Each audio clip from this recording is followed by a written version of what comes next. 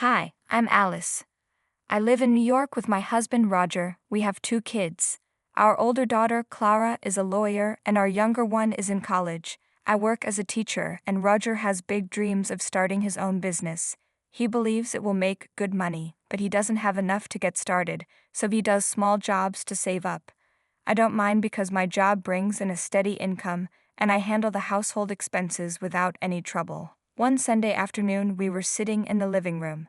"The weather is nice today," Roger said. "Yes, it is. I'm excited to see Clara. She's been away for so long," I replied. "Me too. I've missed her." "How is your business idea going, dear?" I asked. "It's going well. I found an investor and things are looking promising," Roger said. "Oh, that's great. I wish I could help you more with money," I said. "It's okay. Your income keeps the household running. Don't worry about it. I know you're doing your best, and I appreciate everything you do," Roger reassured me. "That's not what I meant, dear. I'm proud of your ambition and I believe in your dreams. I just want us to succeed together," I said. Before I could say more, Clara's voice interrupted us. "Mom, Dad, I'm back. Welcome home, Clara. We missed you so much," we both said. "I missed you both too. It's great to be back," Clara replied. Clara had just finished her law training. She's a sincere and kind girl. The next few days were full of joy and laughter. "Hey Mom, shall we go on a family trip? I'm starting work next month, and I want to spend time with you all before that," Clara suggested. She was right. We hadn't been on a family trip in years. I decided to fulfill her wish. "Oh sure, dear. It's been so long since we spent quality time together, and now that you're here, you don't have to worry about the expenses," I said. "Mom, I'll contribute too," Clara offered. I felt so proud of my daughter. We've raised our kids well, but I had some savings and wanted to pay for the trip myself.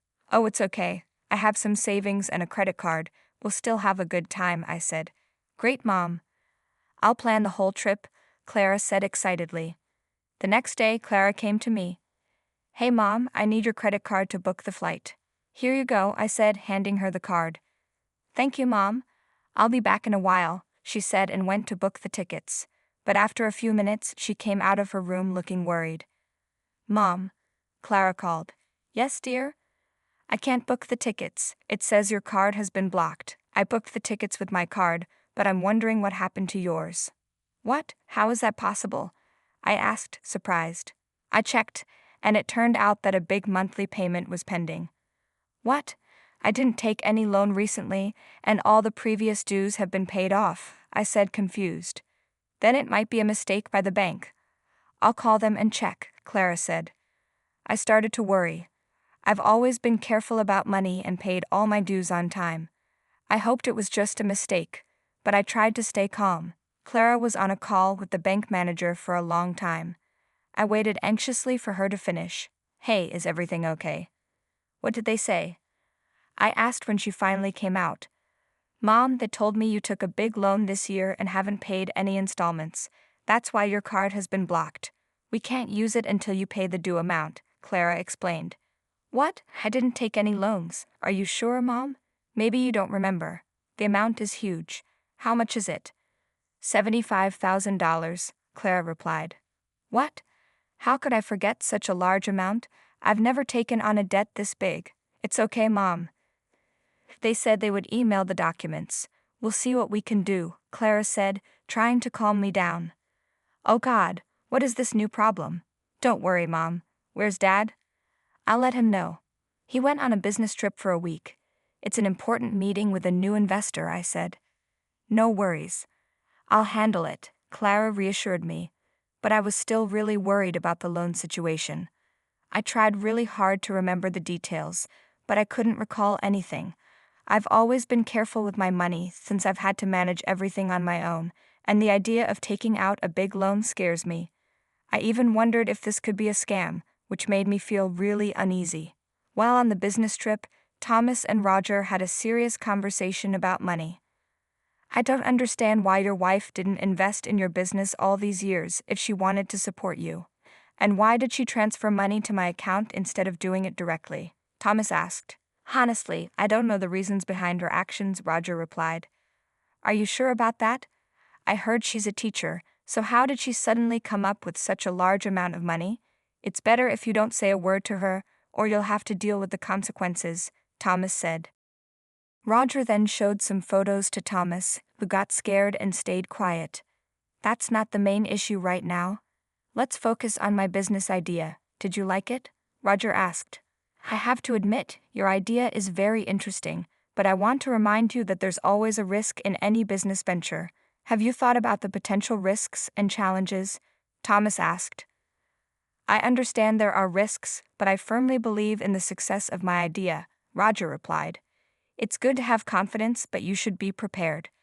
A well-thought-out plan and risk management are crucial for any business to succeed, Thomas advised. Thank you, Thomas. Let's go to the meeting now, Roger said. Roger nailed the meeting with his convincing skills and got the deal. They made a huge profit. Back at home, Clara came out after analyzing the details sent by the bank. Mom, the bank has emailed your details. It looks like the person who took the loan used all your documents. The loan is in your name, and your signature is on the papers too, Clara explained. Signature. I never signed any such document. You know me, Clara. I always read everything before signing, I said, shocked. I know, Mom. It's a fraud, and I'll find out who did this to you. But first, we need to file a police report, Clara said. What about my blocked cards and the payments due on this debt? I asked, worried. It's okay, Mom. I spoke with the bank manager. He said he'd report the fraud and could pause the payments until the culprit is found, Clara reassured me. I don't know how this happened. I feel terrible. You just wanted a trip, and I couldn't even give you that, I said, feeling guilty. It's okay, Mom. I promise I'll find out who did this before our trip, Clara said determinedly. I felt proud of my daughter at that moment, but I was also worried that she might get into trouble. I didn't want to discourage her, so I decided to support her fully. First, give me the documents, Mom. I'll go to the bank and verify them, Clara said. I handed her the documents. When Clara came back, she said the documents were real, but the signature wasn't mine. Someone had copied my signature and taken out a loan in my name. It must be someone close, Mom. Someone who has access to your documents and has seen your signature. Do you suspect anyone? Clara asked. I don't know, dear. My documents are always kept safe in our bedroom, and I never gave the key to anyone. My signature is something only my colleagues at school and family know, but none of them would do this, I replied. Where do you keep the keys, Mom? Clara asked. In my bedroom. Only your dad and I know where they are, I said. Could it be Dad, Roger? Clara asked hesitantly. No, what are you saying? He's your dad, I exclaimed. I know. But everything is pointing to him. Did you know, Mom? Dad can mimic your signature, Clara said. I used to take your signature on my report card so you wouldn't scold me for my low grades. What? I said it shocked. Yes, Dad can mimic your signature exactly, Clara admitted. Tears started rolling down my cheeks. But we still can't be sure of anything, Mom. The loan money was transferred to someone else's account. Do you know anyone named Thomas? Clara asked. You mean Thomas Jones? Yes, I've seen that name on your dad's phone. Maybe he's one of his friends. What's going on here? I need to talk to Roger, I said, feeling a wave of confusion. Yes, we should clarify this. He might have an explanation, Clara agreed. I called Roger, but he was unreachable. I couldn't believe he might have done this to me. If there was an emergency, he should have told me. My mind was full of questions, and I couldn't think straight. Mom, I think we should wait until Dad comes back, Clara suggested. Okay, I said, though the next 2 days were incredibly hard. Roger's phone remained unreachable, and I couldn't stop worrying. I was anxiously waiting for him to return home. Finally, on the day he was supposed to come back, the doorbell rang. Thinking it was him, I rushed to open the door, but it was just a courier. Disappointed, I signed the receipt and brought the package inside. What is it, Mom? Clara asked. I don't know, maybe some school documents. I'll check later, I replied. Shall I open it? Clara offered. Yes, go ahead, I said. As soon as Clara opened the package, it fell from her hands, and she looked shocked. Mom, she exclaimed. Seeing her panic, I got scared too and rushed over. She was pointing at the envelope on the floor. I picked it up, opened it, and saw some photos. The moment I saw them, my head started spinning. I sat down and looked at them again. The photos showed me hugging my friend Jackson, who works with me at school. There were also photos of us sitting in a cafe, feeding each other and even kissing. I couldn't believe it. I had never done such a thing. I always loved Roger. How was this possible? Clara, this isn't possible. I mean, the face and hair are mine, but I've never done this.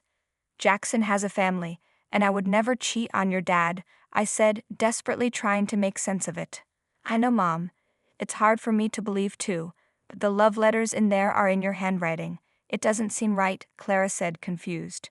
Just then, Roger arrived home. Dad, Clara said, greeting him. Why do you look so? By the way, I've got great news. We made a tremendous profit on this deal, Roger announced, not noticing the tension in the room. Oh, why is it so hot in here? What's going on? What's in your hand, Alice? Before I could stop him, Roger took the envelope from me. He opened it and stared at the photos. What is this? Who is this man, Alice? Answer me. Roger demanded angrily. It's my colleague, Jackson, I explained, trembling. Oh, wow. Is this what you do at school?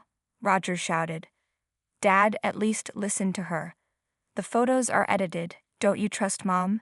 You know how much she loves you, Clara pleaded. No, she doesn't love me.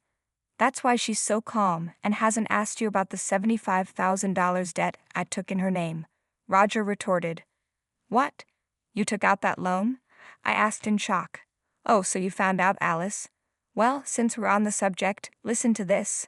I want a divorce. You've cheated on me, and I'm going to file a case against you in court, Roger declared. Stop it, Dad. I never thought I'd have to say this to you, but I have no other choice. Mom never cheated on you. You've created these fake proofs to sabotage her. Clara shouted, standing up to her father. Oh, I never thought you'd become this smart. You figured it out, but you don't have any proof. Listen carefully. If you still want to call me Dad, you'll do what I say, Roger threatened. No, Dad. I became a lawyer to fight for the truth and punish liars. I'm going to fight for Mom, Clara replied, determined. Roger couldn't believe what Clara was saying. He stared at her angrily. You're just a kid. You don't have any proof. If you want to fight for your mom, then get out of this house now, Roger shouted. Okay, Dad, I'll leave, but you'll realize your mistakes soon. Come on, Mom, let's go to my place, Clara said. I couldn't believe this was my husband, the man I had loved all my life. How could he do this to me? And most importantly, why? I had always supported him, and now he was repaying me like this. I couldn't handle the trauma. Clara took me to her home. Mom, rest for a while. Don't think too much. I'll make everything right, Clara said. I closed my eyes, and memories of Roger and me falling in love, getting married, raising our kids, and our life together flashed before my eyes. How could he forget everything? Why would he do this to me? I fell asleep, exhausted and heartbroken. Meanwhile, Clara was working on the case. She had learned in law school to always stand up for the truth, no matter what. She was determined to uncover the truth. Clara emailed the photos to her friend, who was an editor, to confirm that they were edited. Then she started investigating Thomas Jones. Clara got his contact details from the bank and called him. Hello, Thomas? Hello, who is this? Thomas answered. I'm Clara, Roger's daughter, the one in whose business you've invested money. Clara introduced herself. I don't know any Roger, Thomas said, sounding confused. Stop lying. I have all the proof of your emails and chats. This call is being recorded, so you better tell the truth, Clara warned. Thomas sighed. Roger is blackmailing me, Clara. I'm sorry. He said he would ruin my marriage if I didn't cooperate. You don't have to worry. He can't do anything. But if you don't speak the truth, I'll have to file a complaint against you as well, Clara replied firmly. No, please don't. I'm sorry, I'll cooperate. What do you want to know? Thomas asked, his voice shaky. How much did you invest in my dad's business? Clara questioned. Clara, I didn't invest anything. Your mom did, Thomas confessed. Mom, do you know this? Clara asked, turning to me. Yes, Alice, right? You transferred $75,000 to me and told me to invest in Roger's business, Thomas said. What? When? I exclaimed, shocked. Clara, I have no idea what he's talking about. I never transferred money to him or texted him. It's okay, Mom. I think I've got an idea, Clara reassured me. She then told Thomas, okay, thank you for cooperating. This is enough information. We realized Roger had deceived everyone. Clara then decided to check with Jackson. She knew him well and trusted that he wouldn't do anything wrong, but she needed proof. Clara went to Jackson's house and explained everything. Jackson was shocked when he saw the photos. In reality, the photos were of Jackson and his wife. Roger had edited my face in place of Jackson's wife. Clara collected the original photos from Jackson as evidence. A few days later, another courier arrived. "Mom, here's another package for you," Clara said. "Oh God, what now?" I muttered, feeling exhausted. "Relax, Mom. Just open it," Clara encouraged me. I opened the package and was shocked once again. It was divorce papers. Roger had sent me divorce papers, accusing me of cheating on him. "What? This is too much now, Mom. You need to fight this," Clara insisted. "Dear, he doesn't love me anymore. Maybe it's better if we get separated. But I won't accept these false accusations. We'll go to court and prove him wrong," I decided. Clara was right, there was no love left, but I had to protect my self-respect. So we appealed to the court. On the day of the trial, Clara and I went to the family court. Roger stood in front of me, and I looked into his eyes, seeing no feelings for me. How could a person change so suddenly? What did I do wrong in our marriage? The trial started, and Roger accused me of cheating on him with Jackson and demanded a divorce. Clara spoke confidently, "Your Honor, the accusations against my client are baseless. We have evidence to prove this. The photos in question were manipulated, and here are the original photos." Clara's editor friend had confirmed the photos were edited, and Clara presented the original ones as evidence. She also explained how the photos had been altered. "The evidence we provided shows that my client did not cheat. These accusations are false," Clara argued. The judge reviewed the evidence and then asked me about the divorce. "Your Honor, I do want a divorce. My husband's false accusations and actions have destroyed our relationship. There's no love left between us," I said, holding back tears. "But there's also a serious matter. Roger took a substantial debt in my name by forging my signature and committing fraud with the bank.